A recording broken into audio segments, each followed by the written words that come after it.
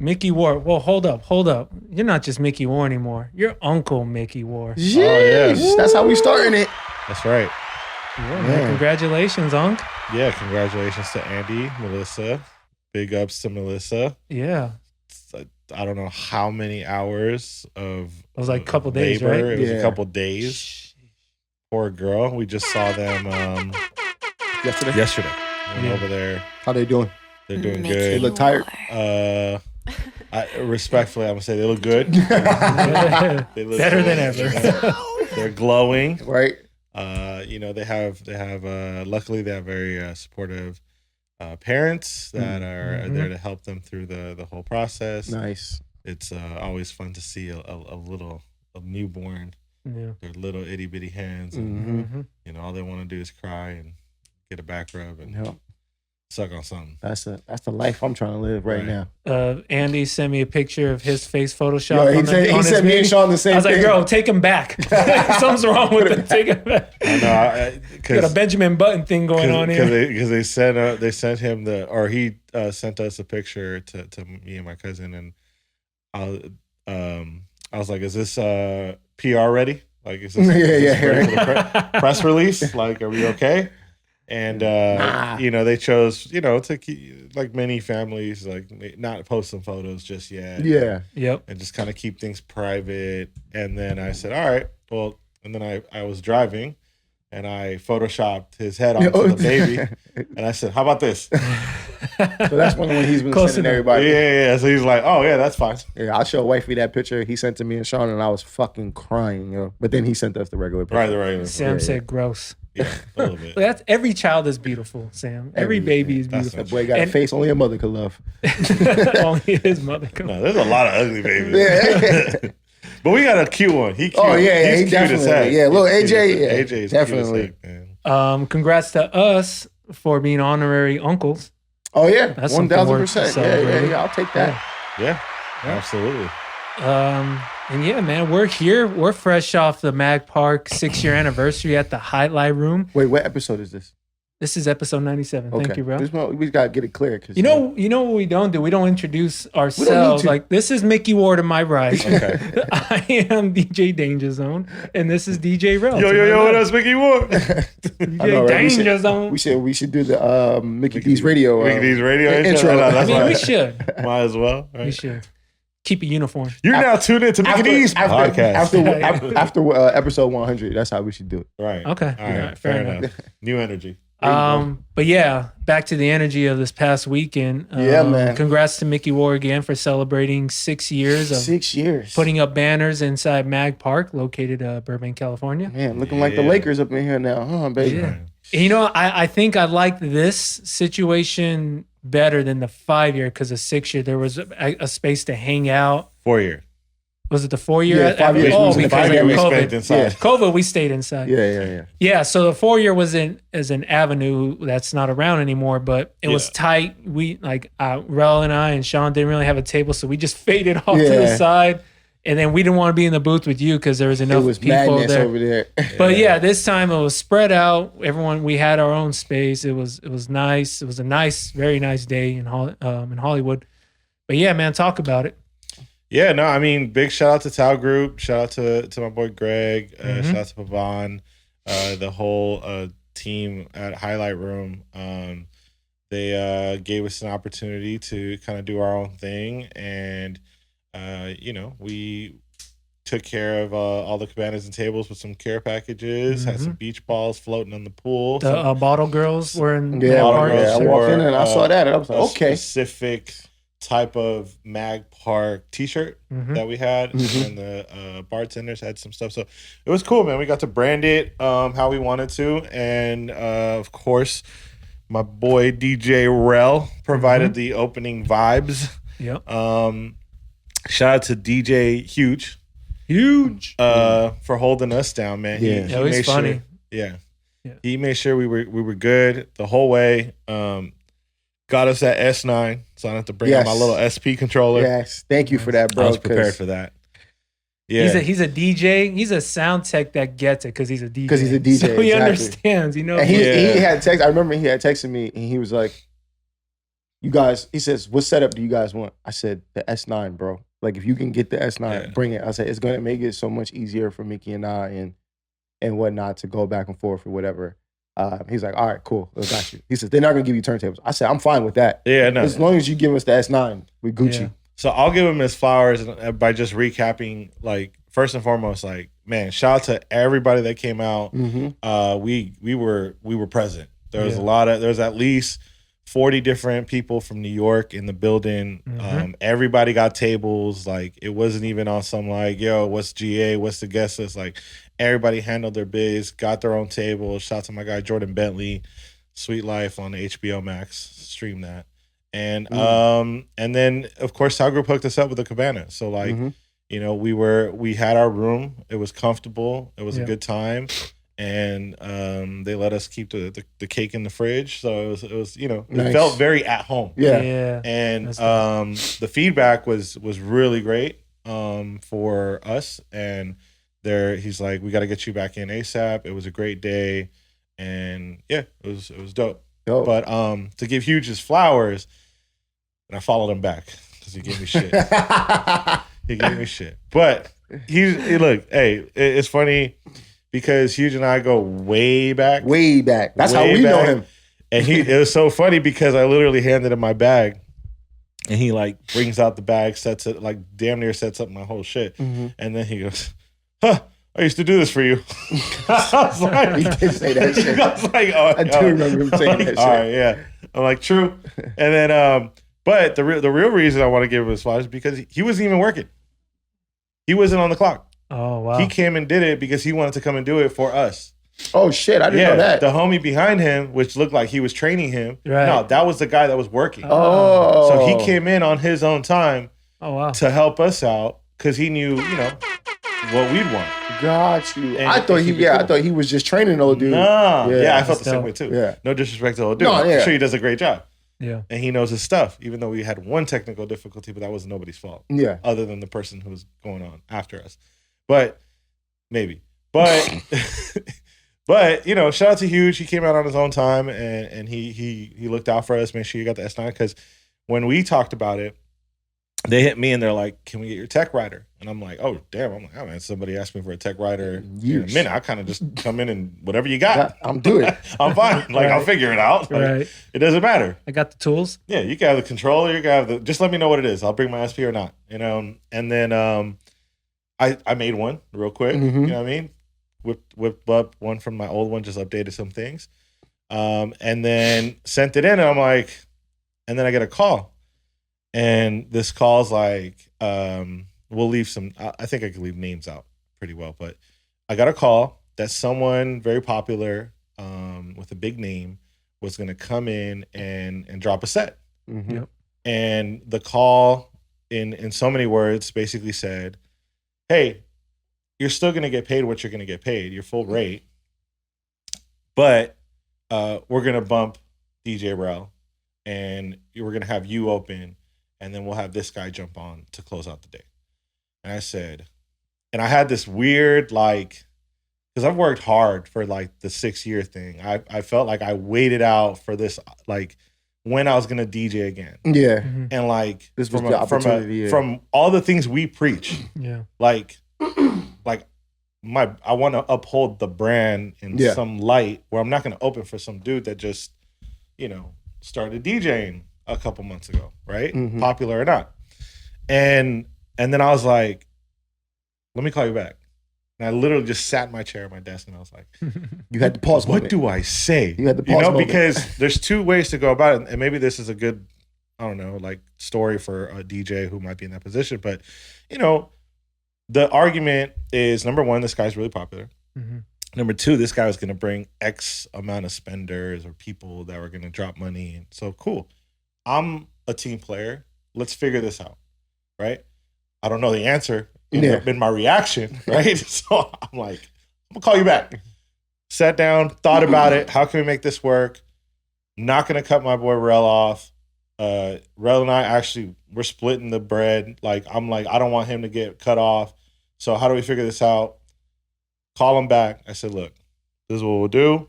Put together a plan. Rel still opens. I'll come on a little later.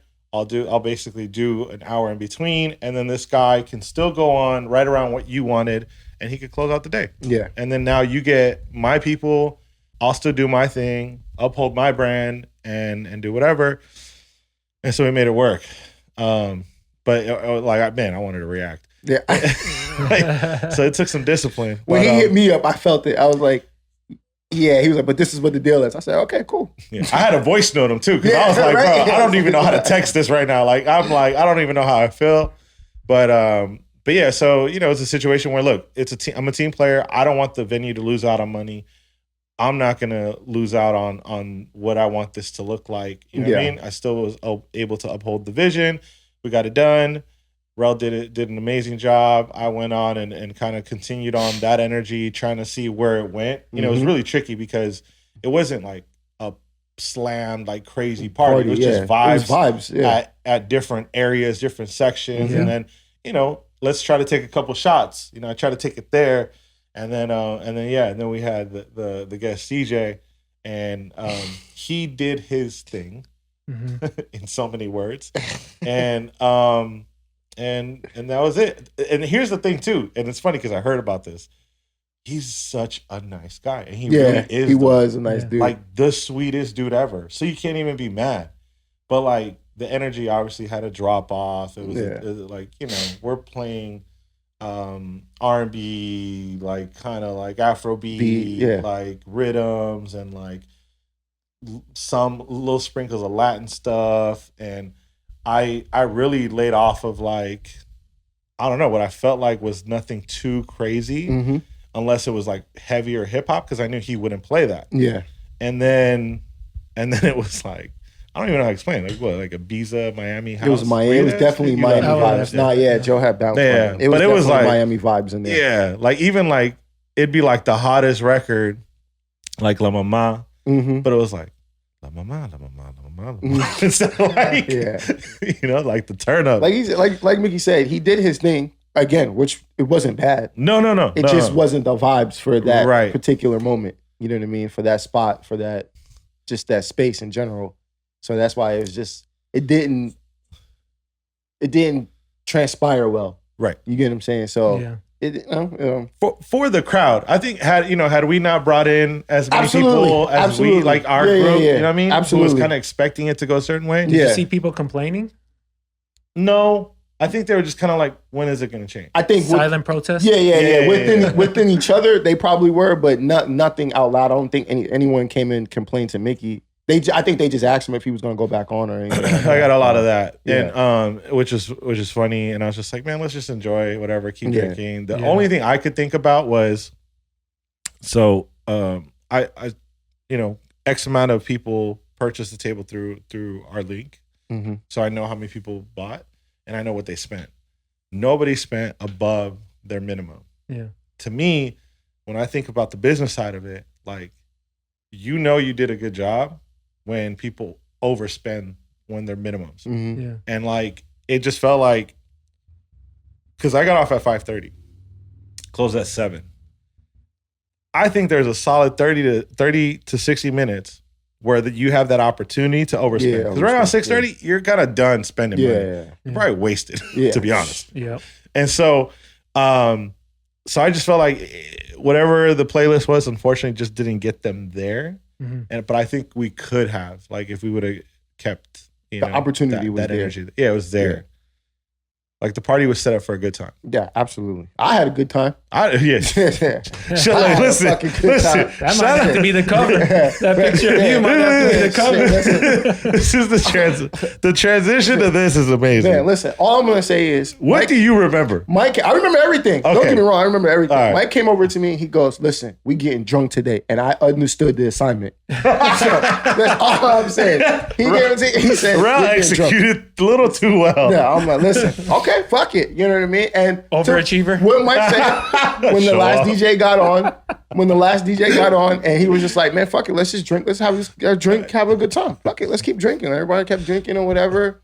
Next thing I know, Mike ended up going back on for a little bit. Yeah, it did. And it wasn't until, like, I think he played his last song, right? And I was like, I looked out and I said, "Oh yeah, I'm fucked up." That moment. Yeah, I said, every drunk person has that moment. I had right? that moment. I was like, "Oh yeah, I'm fucked up." So I was like, "All right, cool." You know what I mean? I think I kept my composure for the most part. The worst of it all was when we went to dinner and I just had my head down. Dinner was just a bad idea. Yeah. Like, and I blame, and this is gonna sound like a broken record if we've gone to earlier podcasts, but Horacio shows up, and so everything changes. Shout out to our boy Horacio. Yeah.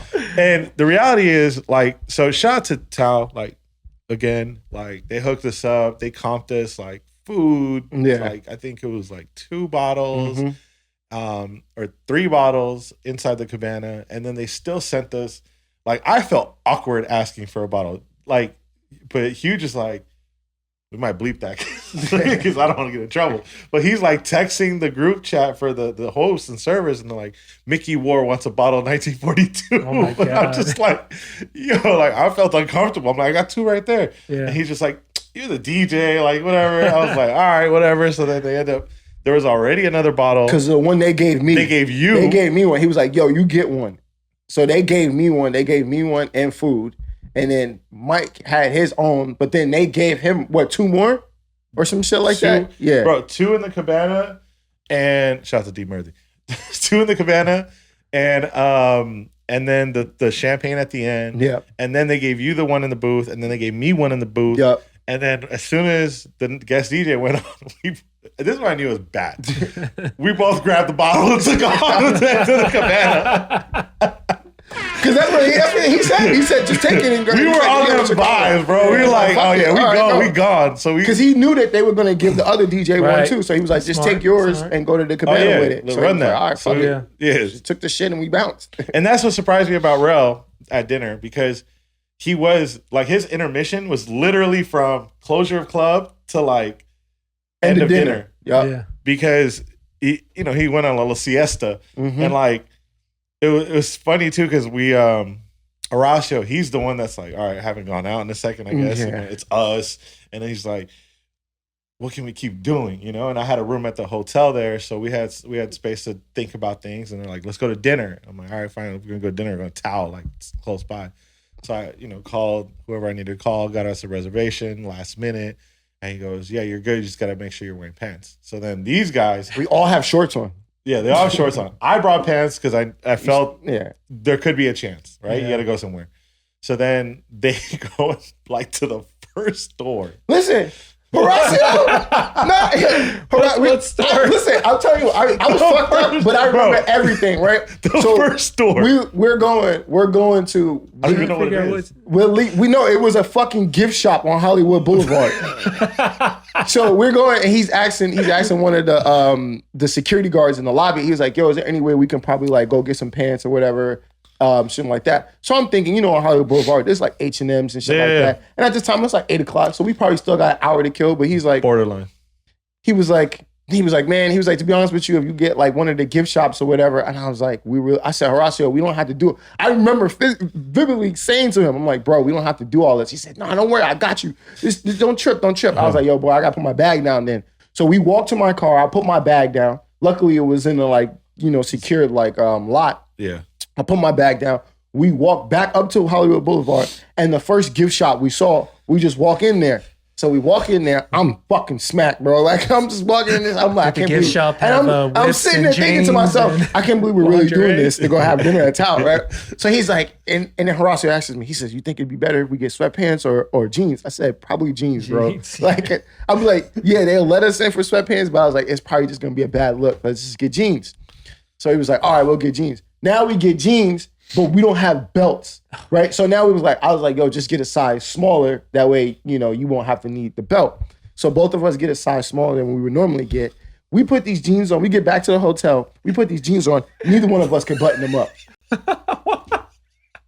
What size waist? I was like, you gotta be fucking kidding me, bro. I'm too fucked up. The adventure continues. Yeah, I was like, fuck it. But they stayed on our waist. So they just pulled the shirts down. Over it.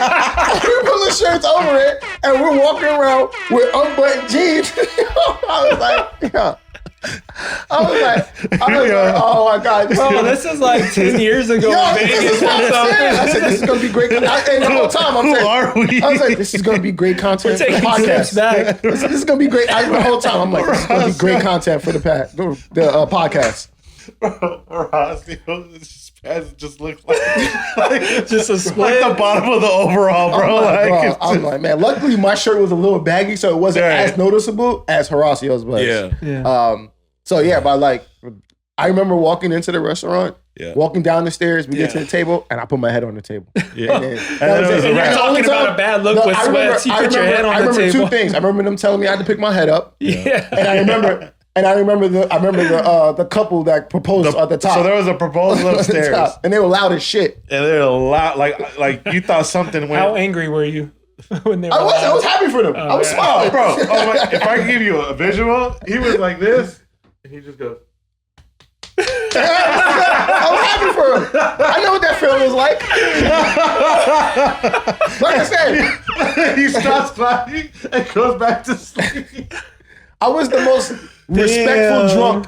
I felt like I was the most respectful drunk. No, Rel did an amazing job. I said I missed this. Oh yeah, and that was my thing, and I was more embarrassed for them. I'm like, fuck, yo. And I when I got home, like as soon as we got back to the room after dinner, I woke right back up. Yeah, and it was like Horacio was like, what the fuck? Like, bro, you was like, he was a different human being. I was like, yo, I'm up now. I was like, I'm good. I was like, I could have drove home, but shout out to Horacio and his girl. Like, they made sure that I got home safely and in my car or whatever.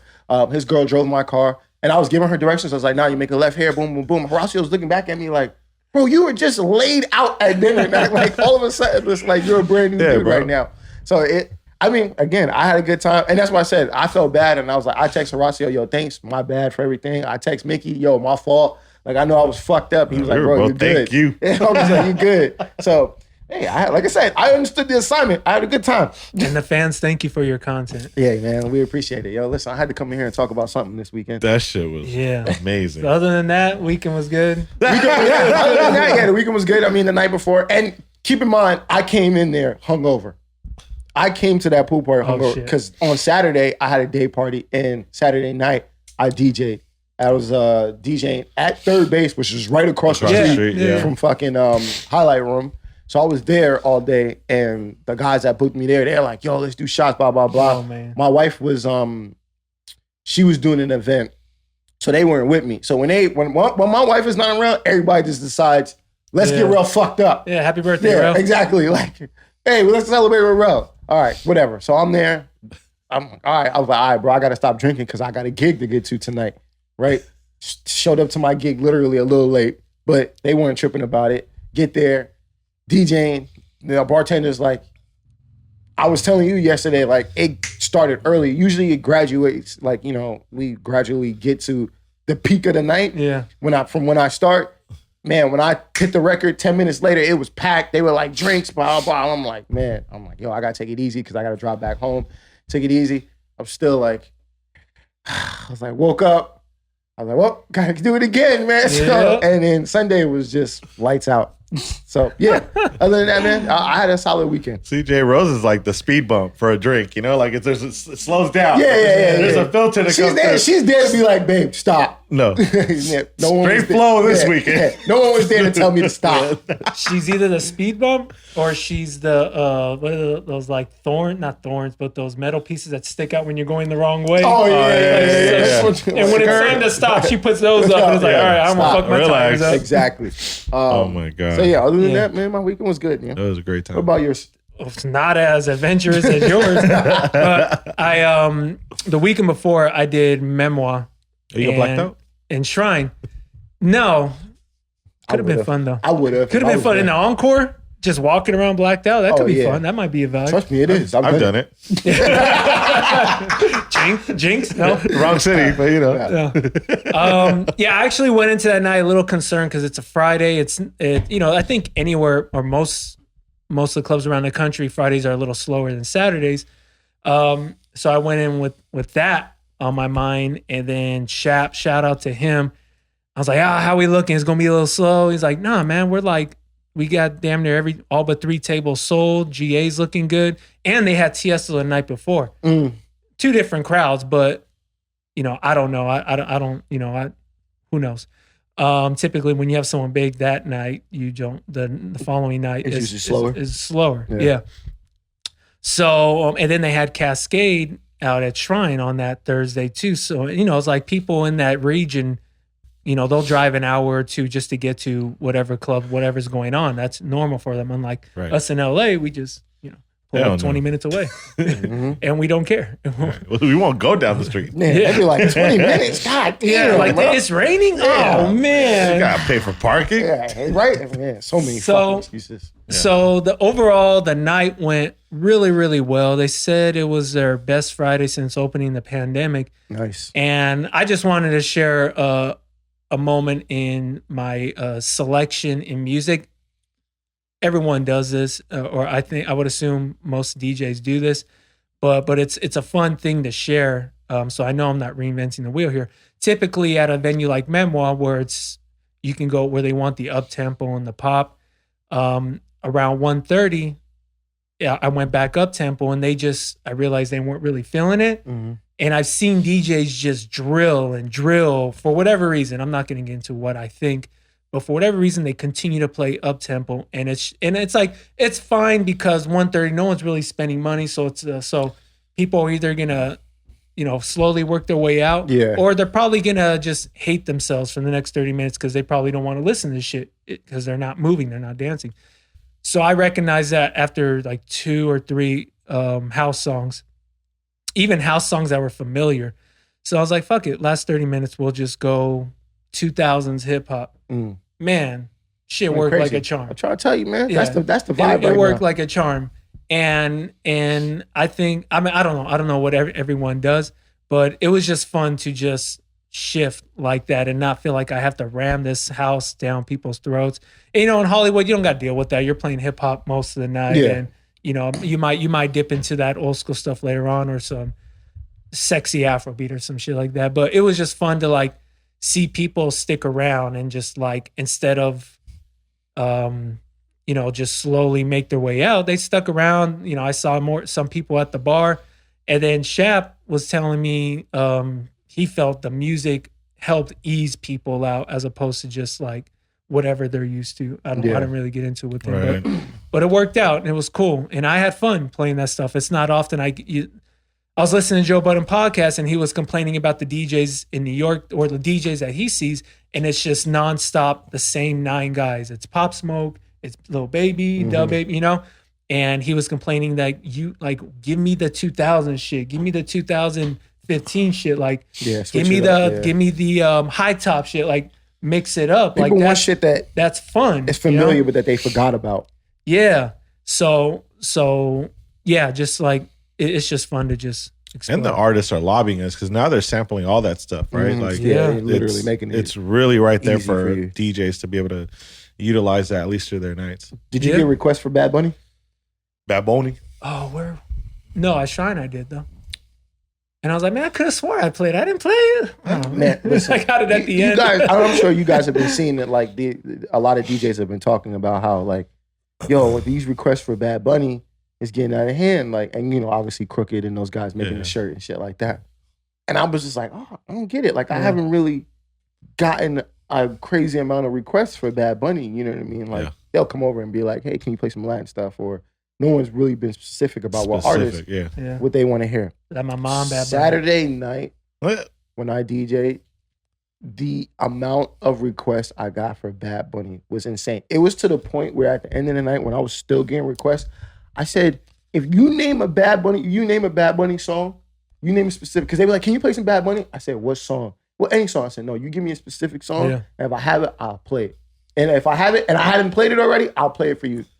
And they would just go down the list. I played it already. I played it already. They could not name a song. That's how much Bad Bunny I played in that night. And I was just like, I said, I don't get it. I was like, what the fuck? But every time I dropped the Bad Bunny song, I was like, I was like, Bad Bunny's that dude right now. He's that dude, man. Like, okay, man. So I was like, now I get it. I was like, okay, now I understand it. I was like, I experienced it. So you should just tell me I'll play Bad Bunny and then play La Mama. See if they can figure it out. I'll play J Balvin and they'll be like, this is Bad Bunny right here. What? This is hello? song. What are you listening to?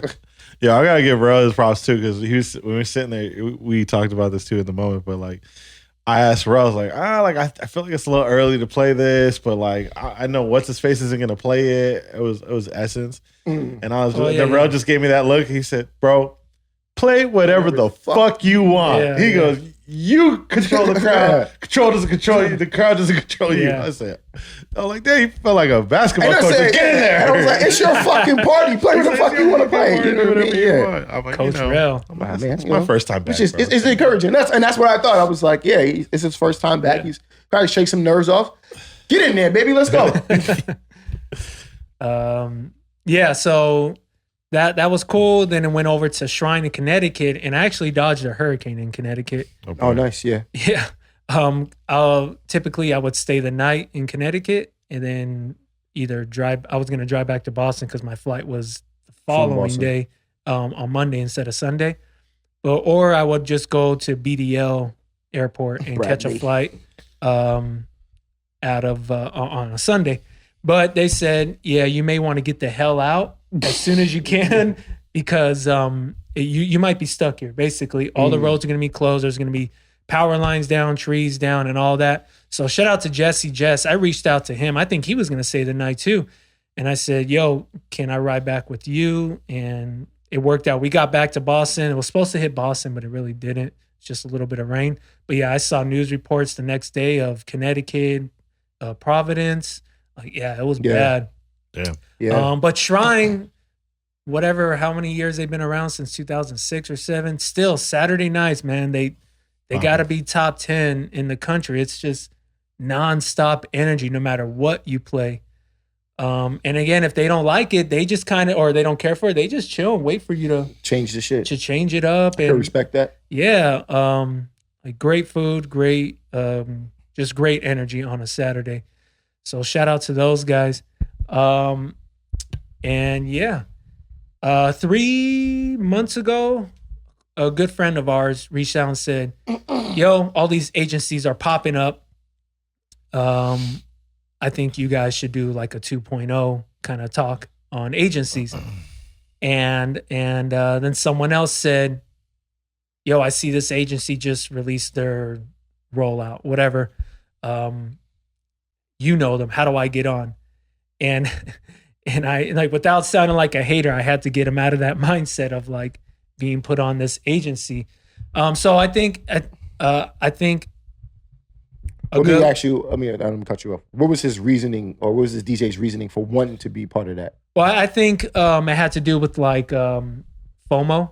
I think deep down we all want to be a part of a clique, of a circle, of an agency, of some group.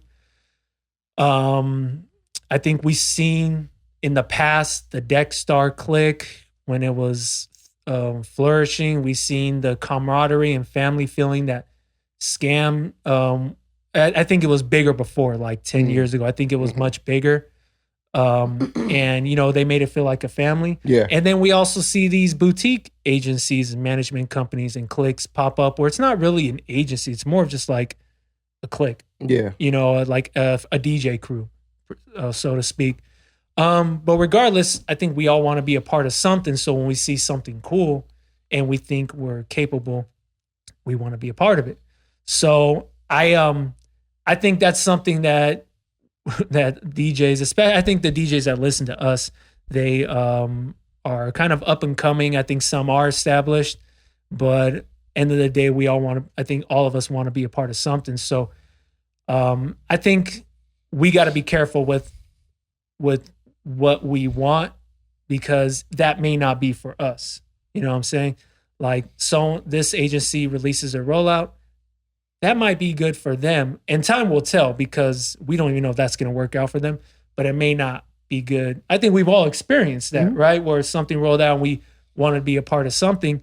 And then later on, we see the guy that they just picked up 6 months later is complaining, or you're having a conversation with him and he hates it, or just things aren't going the way they thought they would be. Yeah. Trial and error. So I think that's something that DJs just have to get past. It's just that feeling of wanting to be a part of something and understanding, shit, this may not be for you. You got to look. I think if you're gonna dig deep, you got to dig deep into whatever agency you want to be a part of. You got to understand like how they really work, as opposed to just looking at the surface of these guys are booked in these venues. When they roll out their newer editions, you got to see who they're adding and how they fit. What are they bringing to the table that makes them fit in that agency situation? How do they behoove the agent? You know what I'm saying? And then you have to understand what the agent's after. The agent's probably not going to want to coach someone or build someone up. They want to make money as soon as the wheels hit the floor. As soon as they get going, as soon as the rubber touches the road, they want to make money. They don't want to like build you up, reach out. Hey, I got this new guy. He's a $500 guy, but we're building him up to $1,000. Like they're not looking to do that. I think you'll see a lot of tour DJs on some of these rosters because it's easy money for the agent. Yeah. The agent knows this guy's booked with this artist damn near every weekend of the month. I don't even have to flex a muscle. Like it sounds nasty, but it's the thought process. I'll try and get them booked when I can, and I'll continue to say nice things and big them up and whatever. But and to that DJ, he may feel, well, it's better than not having anything or anyone push me or whatever. It's worth paying this agent 20% of my tour, my artist bookings, and hopefully he'll get something for $1,000 or $1,500 to offset that, perhaps. Yeah. So you have to understand why each DJ fits in an agent situation. You're still gonna have to hustle for your gigs, right? You can't just say, oh, I'm signed to so-and-so, life's good, kick my feet up. I think it depends. Like, I mean, every agency's different. Like, there's a reason why people would want to work with this agency versus that agency. Like, clearly there's agencies that may be more popular or have been around longer or work with more venues than the other. But like, I think there's a reason why everybody wants to work with, whoever. I think the idea of I think what you referred to it as like FOMO in regards to like seeing a rollout really just comes from that same idea of like that antique idea of just like, oh, like I want to be signed to a label. Well, like, is that still the mentality of an artist today? Like, or do they just want a distribution deal? Like the idea of getting in advance, being signed to Def Jam and whatever, but they own fucking everything, right? Like, is that still like the goal for a lot of people? Yeah. For some uneducated artists, it probably is because that's the look. Same for a DJ, right? But at the same time, like as a, obviously we're speaking from a perspective of we've been there, done that kind of deal, and, from someone who launched an agency many moons ago, and saw what that looked like. And I felt like we had a fucking dope rollout and there was a large amount of FOMO and interest that people wanted to join, but the bones and structures weren't strong enough from the rest of the team to get us to where we needed to get.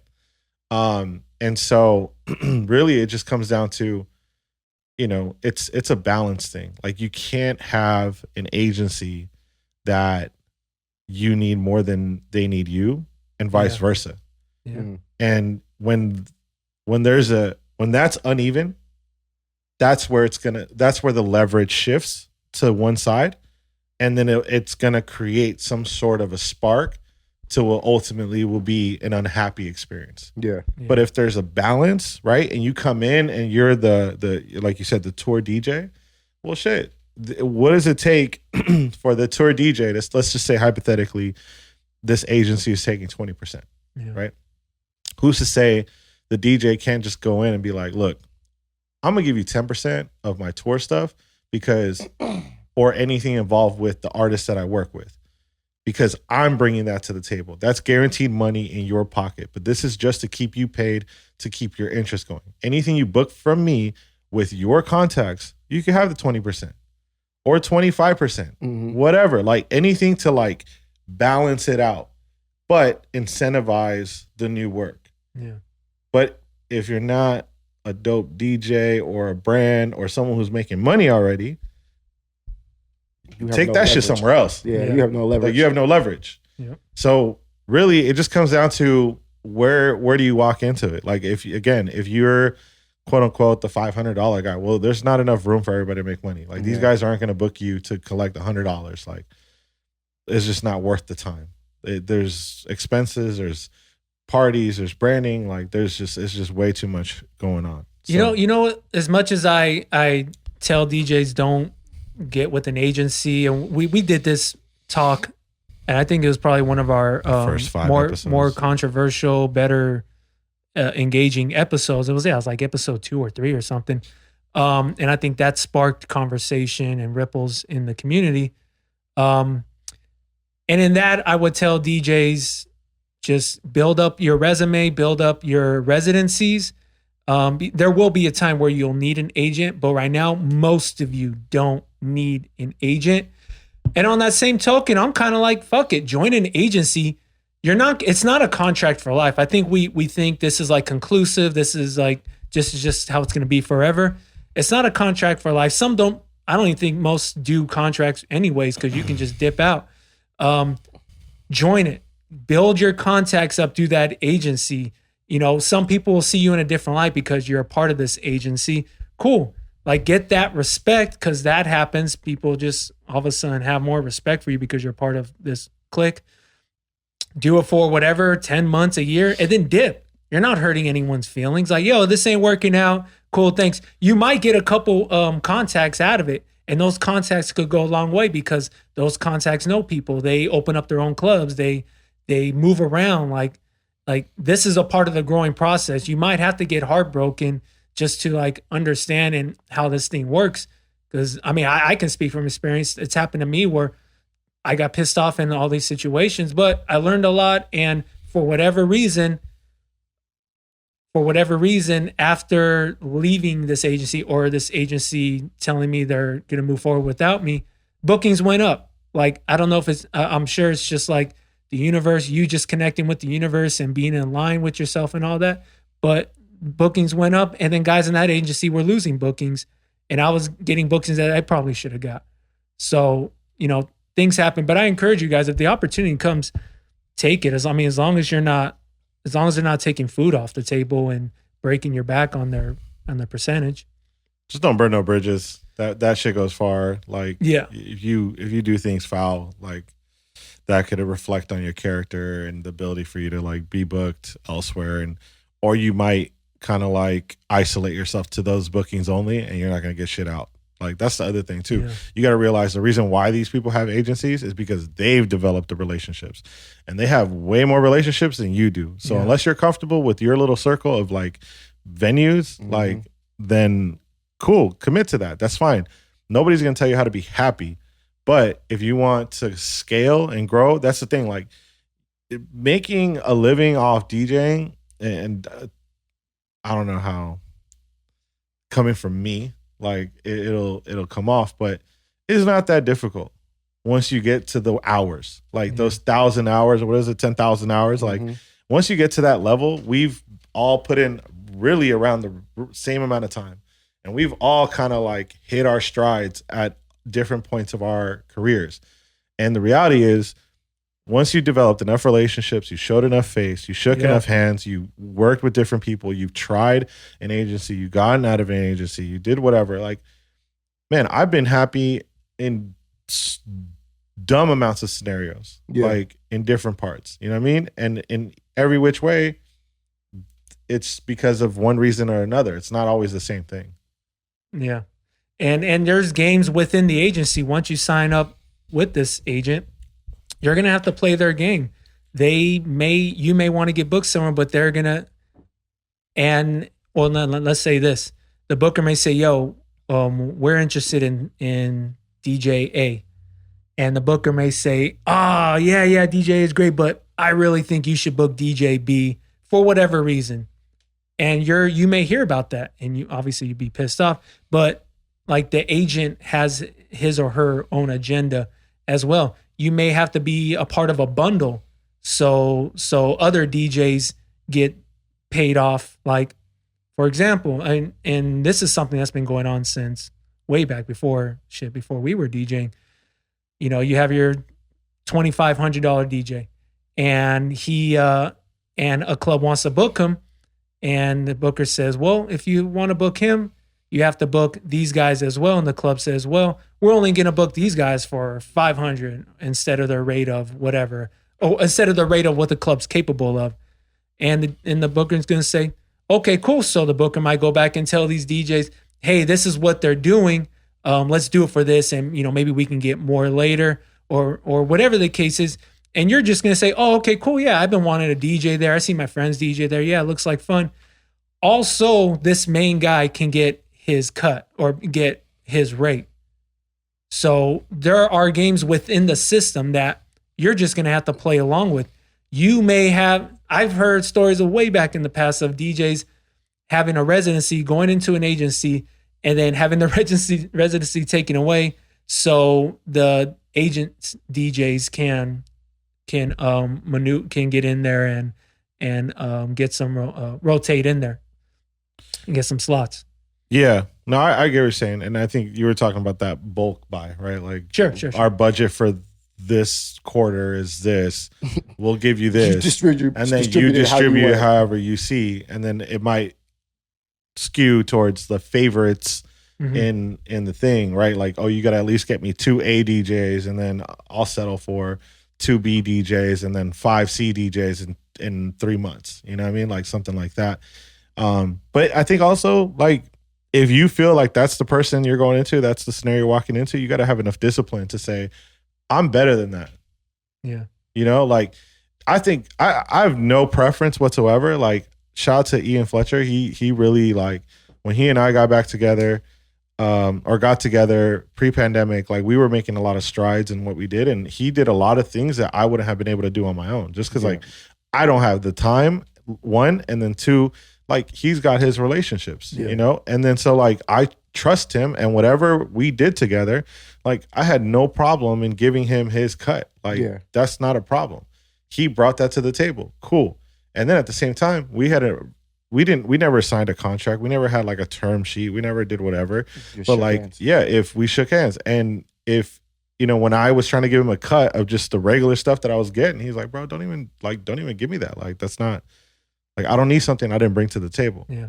Like, there's ways to work around it. Really, I think what everybody wants is just someone to represent them and not have to like do the little work. And if you have someone who entrusts that to be willing to take that commission in return for taking that time for you, I think that's a really great scenario. I mean, but for you, Ian's more of a manager than he is that acts like an agent for you. Yeah. You know what I'm saying? So I think that's 2 different type of scenarios.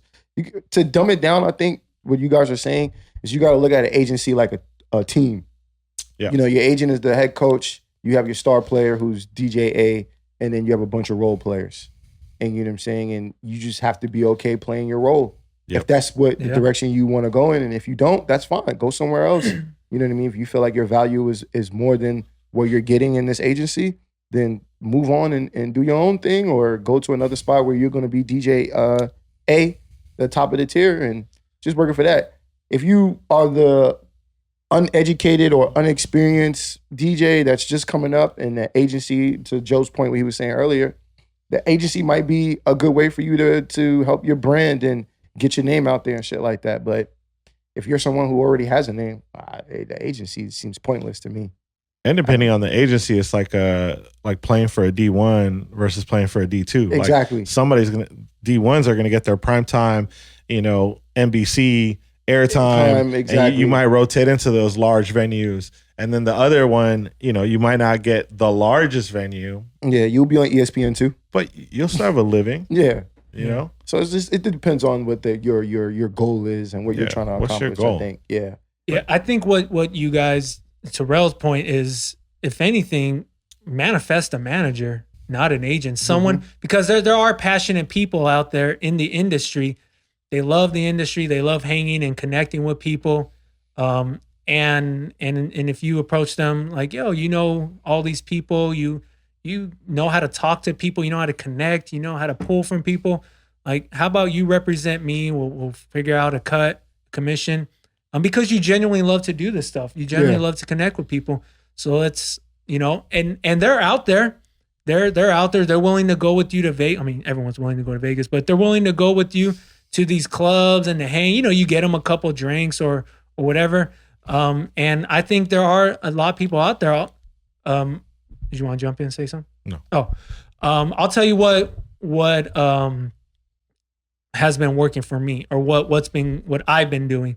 So again, for those that don't know, been through 3 agencies, 3 managers, and then for a couple of years just did my own thing. I connected with Zach Sobman, who used to book me at Dare before they shut down in Atlantic City. And he is attached to Double Down. I believe he's part owner along with Jason Weiss. Shout out to those guys. And I said, look, I'm not interested in being a part of any agency right now, but the game, the price points, how this works. You've been in nightlife in Atlantic City and on the East Coast, and then he went down to Florida since, I don't know, 2008 or something. Like, he was working at AM's Club when they opened it in Atlantic City. I believe it was called Dusk. Like, he was cool. Like, he knew the DJs. He knew everything that needs to be known in the industry. And I said, we'll figure out a price point, but how about you manage me? You have the relationships. You tackle the East Coast and all those people, people in Florida, and I'll deal with Vegas and Houston and the Bay and Reno. And then at some point, like, I'll bring you in. If it's a conversation I got to have with the DJ that's booking, I'm going to have a conversation with the DJ and I'll slowly bring you in. I don't want to just say, yo, DJ so-and-so, this is my manager, talk to him. Yeah. No, like, that's probably the worst thing you can do. You could do. Keep your relationship with the DJs that book the clubs, and then slowly bring your manager in. And if he has time, maybe he can fly out and hang and build. But for the newer bookings, I'm shooting Zach an email saying, hey, this is so-and-so. This is what the club's like. This is what they know. This is what they know about me. And Zach will put out a nice email saying, hey, I'm Zach Simon.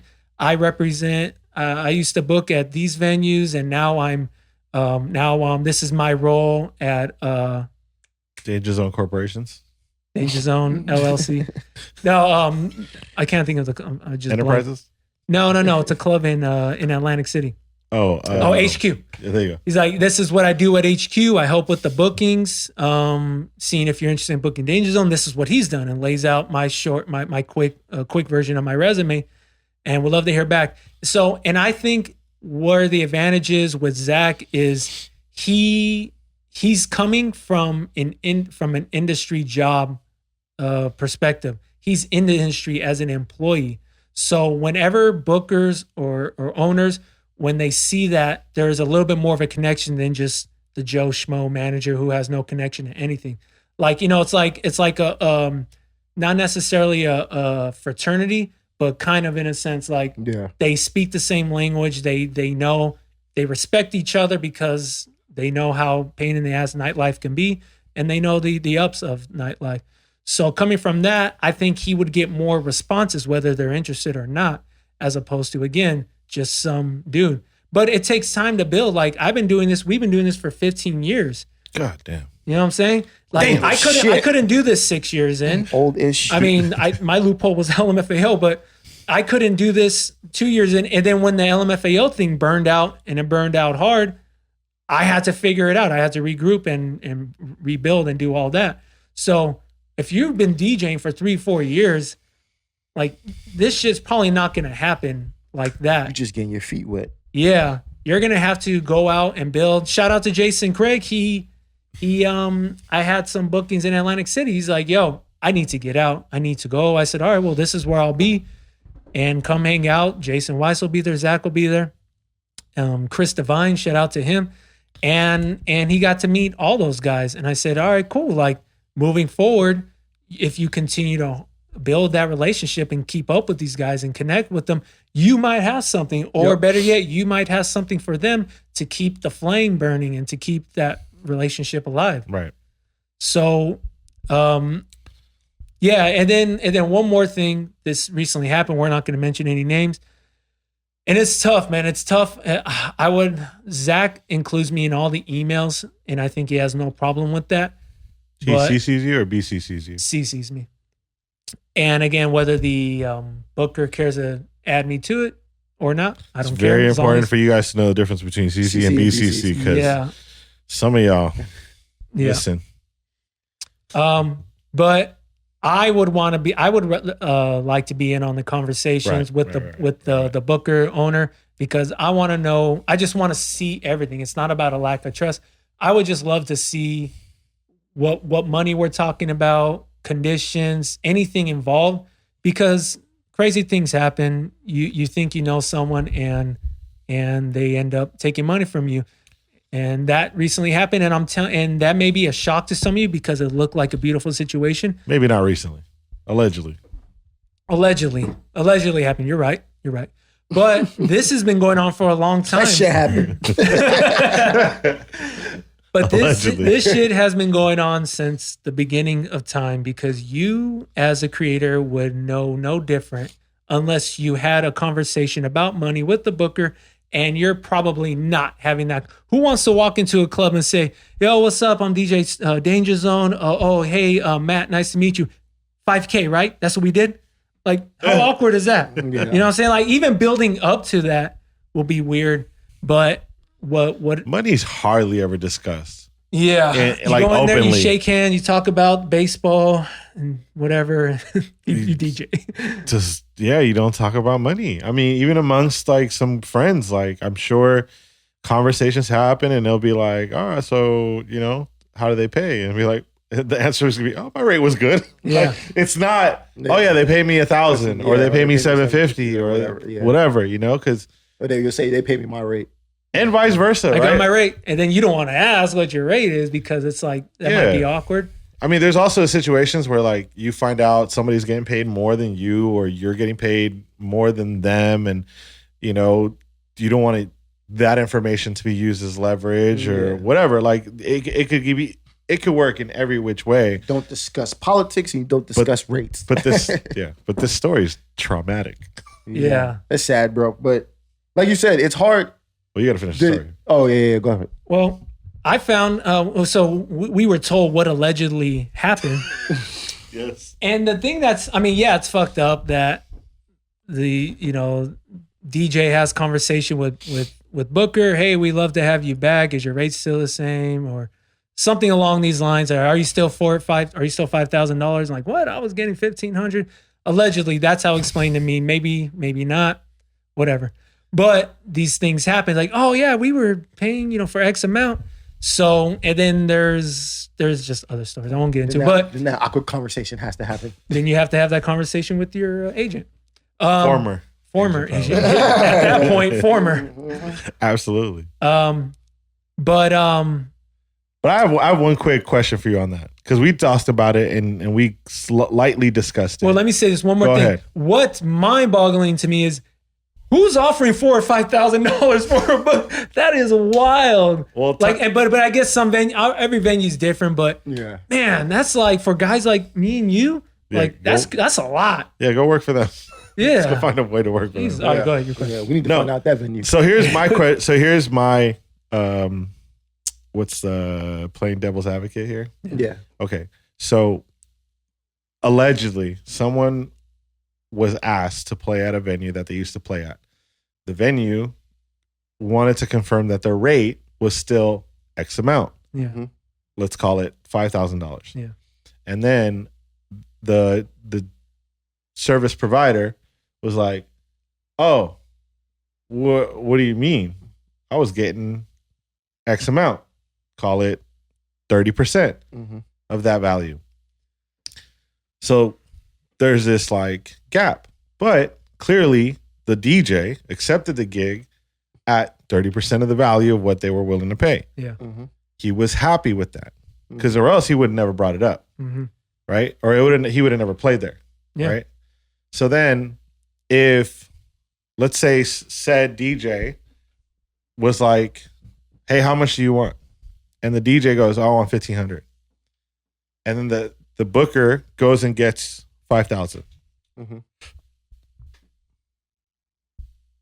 Yeah, when you explain it like that, then it's like, okay, you know what I'm saying? But we don't know if that conversation between the agent and the DJ happened where the DJ said, I'm okay. No, yeah, that's assuming. Let's assume that's probably what happened. He asked the DJ what happened. Let's assume the agent said, I can only get you 15. I can get you 1,500 for this. Right. Let's assume the agent said that. Let's say the approach to the DJ is, I can get you $1,500 for this. Sure. All right, cool. I'll take $1,500. Sure. We'll also assume that's what that DJ normally gets for their other gigs as well. Sure. Right. So he goes, all right, cool. I'll take $1,500. Then finds out that they were actually getting paid $5,000. Right. Now, allegedly. Now the verbiage is what the problem is there. Yes. You know what I'm saying? The verbiage is if you say I can get you, no, apparently you can get me more than $1,500 because you got paid $5,000 for that shit. And that's why this shit may not hold up in court. Exactly. So it depends on. So this is why you email everything. That's an excellent point, Mike. And I think this is where you learn. This is where you trial and error. You live, you learn, you grow. Going into a conversation with the booker, it has to be established that my rate is $1,500, but I want you to get as much as you can. Because typically, as a booker, you're going in overshooting. You're shooting high. Yeah. So, hey, if you can get me whatever, 3,000, great, but we will settle for 1,500. Yeah. Okay. So if you can get me 4,000, so let's say it turns out to be 5,000. Sure. I think that booker has to give whatever 5,000 and then he gets his cut because the underlying agreement is get me as much as you can. But that's not true. Again, it's all about the verbiage because to Mike's point, he said, the DJ said to the agent, my rate is $1,500. Cool, I got you. Yeah. I can get you your $1,500. Listen. Even if that booker decides to give me $5,000 total, right. Here's your $1,500, and I'm gonna take the problem because you capped yourself at $1,500. As a 1099 employee, it is your fault for not asking for the contract. So if you provided a false contract, okay, then that's when morally, I mean, look, morally, there's some problems here. Yeah. Morally. Yeah. Business-wise, though, that's the DJ's fuck up for not asking for the transparency. Yeah. Not asking for the trail and not being involved. Yeah. Exactly. Like there should always, like you're saying, there should at least be a carbon copy in your email that allows you to see the communications happening when firming up a deal. Exactly. Now, again, if you don't know that was your investment to learning that lesson. Yep. That money you lost. Because the reality is, if you brought me... That's a lot of fucking money you lost. I'll tell you right now, if you brought me something, a pair of shoes, because it's Mag Park, you brought me a pair of shoes. You're like, yo, I got these Yeezys, size 5.5. Cool. Like, I'm like, how much you want? Oh, 300. Okay. But I know in my head, I could sell it for 500. Yeah, that's why I'm saying how much you giving out for it. Right. Exactly. And so that's where the language changes. Exactly. Right? Okay, cool. We could either max it out for the price, we could price it out to the max. But if you come in and you shoot yourself short, all right, let me see if I could get more out of this than 20%, because I'm not going to live off of 20%. Yeah. There's no way. Yeah. So, but that's why our contracts are set up in a certain way where it's like, all right, you set the list price, we will take 20%. Straight, clean. There's no moral, there's no whatever. This is what we think we could sell it at. We'll take our cut. We'll keep it moving. Yeah. You know what I mean? I mean, this is all assumption. We don't know the details of how this situation took place as far as if the DJ was involved in the emails, if what the verbiage was between that DJ and that agent or agency.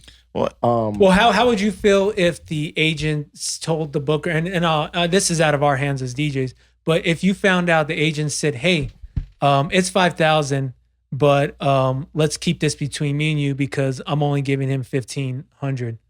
No, there's no way, because then that booker would never said, when the booker reached out to the DJ directly, they would have never been like, yo, is your rate $5,000 still? Yeah. Well, no, maybe not in that situation. I'm just saying, how would you feel if you were the DJ? Oh, we got to fight, bro. And the booker. I mean that scenario is like straight. That's just blatant disrespect. Yeah. And blatant So bad like, so we practice. can agree that morally it's not right, but I think both you and I can be right on a business sense because that is the gray area, and perhaps even everything in business requires communication for the sake of like. And I tell this to people all the time that I work with that might not be as experienced.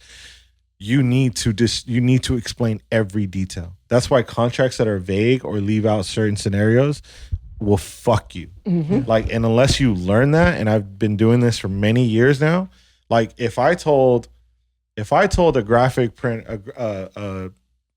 designer, let's say a graphic designer to get me a tech pack for a t-shirt to be made, and then when the t-shirt's sent over and the artwork I submitted, right, from the graphic artist to the printer, and it's off center, right, on the artwork. That's my fault for not checking the artwork, and for two, not having the printer show me a picture of the first run before he runs everything else. Yeah. But if he runs all the shirts, all 144 or whatever I made, and they're all off centered, that's my ass. But why is that? Because I didn't check the details. Yeah. Now, if I check the details and I tell you, hey, the call out pack's off center, and I'm like, I don't have time to go back to my graphic designer to fix it. Can you guys fix it on the spot over there on your end? This is what I want. Then that's on him if he does that, right? Or if I say, make sure in our contract, it says, make sure you send me a photo for approval before you run everything else. Yeah. That's on him. I feel like that's common sense, but I get it. But it isn't. It isn't. Because you wouldn't imagine how many times I've ran into those situations. And it's because I tell everybody, you have to walk through every situation. So as a DJ, it's your responsibility as your income to make the time to make sure that, everything is straight. 100%. I agree with that. And I'm going to give one more example before moving on from this. And this one's closer to home, so maybe you guys can connect with it. I'm going to tap in Redfoo for this one. If Redfoo's rate is 100,000 and the booker in Thailand tells Ian, we want Foo for 200,000. Ian, the booker says our budget is 200,000. Our budget is 200,000. Ian says, cool, we'll take it. See you there. Okay. All right. Now, if Redfoo doesn't see 200,000 before Ian's 20%, and then he hears about it later and only receives 1,000 instead of 100, and only receives 100,000 instead of 180,000 or whatever the math would be, he's having a shit fit, and he may even sue Ian for that. But how can he though if their agreement is his rate is $100,000? No, I think it depends, right? Because I would assume Ian and Foo would have a contract that says that said rate, it's probably not set in stone because I'm assuming every different place the most you is can a get. different rate. Yeah. And so I would assume said rate, that's what DJs need moving forward. They need something in their contract that says there's no set rate. And you can No one does contracts. Well, I know. And that's the problem. Yeah. That's problem number one. So unless you have trust in your manager, agent, or whoever, booker, into upholding your best interest, then don't have a contract. Yeah. But if you want to protect yourself, have a fucking contract. Yeah. You're a business. You're an entity. Mm-hmm. And maybe things just get way more serious from when you're a $100,000 DJ as opposed to a $1,500 DJ, and you have those all lined up. But yeah, it's a great. You can't be mad at that conversation. Like I'm not trying to take sides here, but if Duke were to go into court and say what we were talking about, well, it wasn't really established, or there was a gray area, and I maybe morally it wasn't right, but he might win. But see, and then that's also word of advice. Anybody that I've ever dealt with, even on a personal level, I'll give you a quick example. I tell everybody, email me. Paper trail, baby. Paper trail. Mm-hmm. Sure. References. I can go into my Gmail, search whatever fucking word that we were discussing, and that shit'll pop right up and be like, nah, this is what was said. Because even when I went to train with our trainer, Marcos, he's like, yo, can you bring me my hat order? And I said, I am not a delivery service, and I'm not going to remember. So email me. If you email me, I promise you that day I'm going to bring it in. Surely enough, boom, to-do list, good, stare, you sent it to me, it's on me from that point on. Yeah. It's responsibility. And that can translate in many different ways. Mm-hmm. Yep. So really, when you're a DJ, like, don't put a ceiling on yourself. Like, tell you what, man, when I go into these conversational bookers, I'm hitting them over the head with something big, and you never know, they might bite. And if they do bite, that helps the community, because now the booker thinks for this quality of a DJ, you know, if I want to bring in Miki or Rel, like they're probably the same rate as Dainjazone. So everyone eats. That's fucking around. But yeah, that's another good point. It's like always going with the bigger number. Anybody paying 5 G's for a DJ, let me know. Holla at me. Because Joe will do it for 15. No, I'm just kidding. Make sure all business transactions are worked through Miki. He'll forward me my Work them pay. through me. Holla at me. I come out of nowhere. Yo, Joe, I got these gigs for you. Anyway. Yeah, that happens. All right, I think we're done here. Yes. A minute, hour 10. Globalization. We have this week. We have Bossa Nova. Bossa Nova. Yeah, man. If you guys don't know Bossa Nova, this dude has a dope residency in Santa Monica called Mom's Bar, and he has some incredible edits, like just fire edits and remixes. Edits all the time. And apparently he has a nice backhand, perhaps. Yeah. Beyond nice. All of it. Okay. Forehand, backhand, service. All right. Got it. He's nice. And he's just a nice guy. And he's just a really nice guy. And the week before that, we had Mark with a K. With a K. Shout out to him. He had a really dope house set. In fact, Phenom shot us a group text saying Pitbull was listening after one of his shows and loved their show. So yeah, shout out to Pitbull. Right? We're doing something right. When does Mark Anthony DJ? I know. Hey, where's this guy Mark Anthony DJ? Fuck. You need any host? Right. All right. Yeah, and we're out. Peace. Yes, late.